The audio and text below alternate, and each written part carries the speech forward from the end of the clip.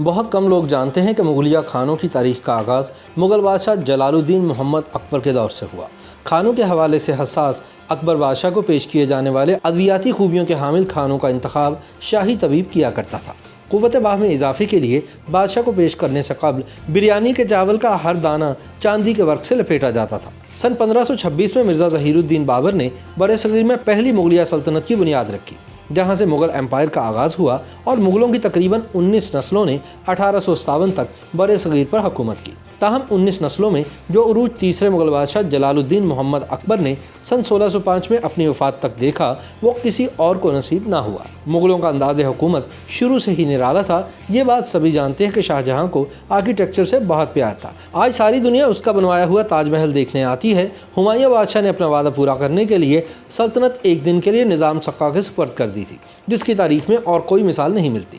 اسی طرح جہانگیر نے اپنی ایک کنیز انارکلی کی خاطر اپنے باپ سے جنگ لڑی، لیکن نرالے پن میں ان بادشاہوں میں سے کوئی بھی جلال الدین محمد اکبر کو چھو کر بھی نہیں گزر سکا۔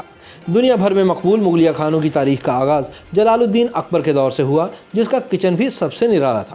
اس کے کچن میں ایک ہیڈ شیف، ایک خزانچی، ایک سٹور کیپر، کلرک، کھانا چکھنے والے اور ہیڈ شیف کے ماتحت 400 سے زیادہ باورچی ہوتے تھے، جن کا تعلق انڈیا، ایران، مصر، یورپ، عرب اور دنیا کے کئی دیگر خطوں سے تھا، اور ان کی ذمہ داری طرح طرح کے پکوان تیار کرنا تھی۔ کہتے ہیں کہ اکبر کا کھانا خواجہ سرا کھانے کی ٹیبل تک لے کر آتے تھے، جن کی قیادت کچن کے شاہی افسران کرتے تھے۔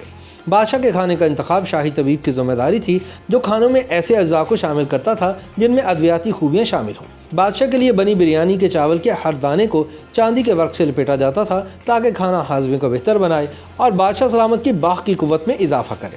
اکبر کے دسترخوان کی زینت بننے والے اصیل مرغ محل کے اندر پروان چڑھائے جاتے تھے، اور ان مرغوں کو روزانہ ہاتھ سے کھانا کھلایا جاتا تھا، اور چگنے کے لیے انہیں زعفران ملا کھانا اور پینے کے لیے عرق گلاب دیا جاتا تھا۔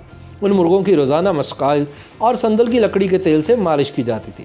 شہنشاہ اکبر ہفتے میں 3 دن سبزی کھاتا تھا، اور بادشاہ کے لیے کچن کی ساری سبزی محل میں موجود باغات میں ہی اگائی جاتی تھی، اور ان سبزیوں کو پانی کے طور پر عرق گلاب سے سیراب کیا جاتا تھا، تاکہ جب سبزی پکے تو سبزی سے خوشبو آئے۔ شہنشاہ جلال الدین کے دور کے چند مشہور کھانوں میں سموسا، ساگ، پالک حلیم، ہریسہ، یخنی، میتھی دانے کا سالن، سالم روسٹ اور دمبے وغیرہ آج بھی بہت مشہور ہیں۔ اکبر کا کھانا سونے، چاندی اور پتھروں کے برتنوں میں پیش کیا جاتا تھا۔ ان برتنوں کو کپڑے سے ڈھانپا جاتا تھا، اور کھانوں اور مشروبات کو ٹھنڈا کرنے کے لیے برف کا استعمال بھی ہوتا تھا، اور یہ برف روزانہ کی بنیاد پر ہمالیہ کے پہاڑوں سے اکبر کی خاص کوریئر سروس کے ذریعے اکبر کے محل تک لائی جاتی تھی۔ بادشاہ کو کھانا جب باورچی خانے سے روانہ ہوتا تو پہلے اسے پکانے والا باورچی اور نگران کچن میں چکھتے، پھر میر بقول کھانے کو سیل کر کے اس پر اپنی مہر لگا دیتا۔ کھانا لے جاتے ہوئے کچن کا عملہ خواجہ سراؤں کے ارد گرد چلتا، اور کھانے کے لیے زمین پر قالین کے اوپر قیمتی دسترخوان بچھایا جاتا۔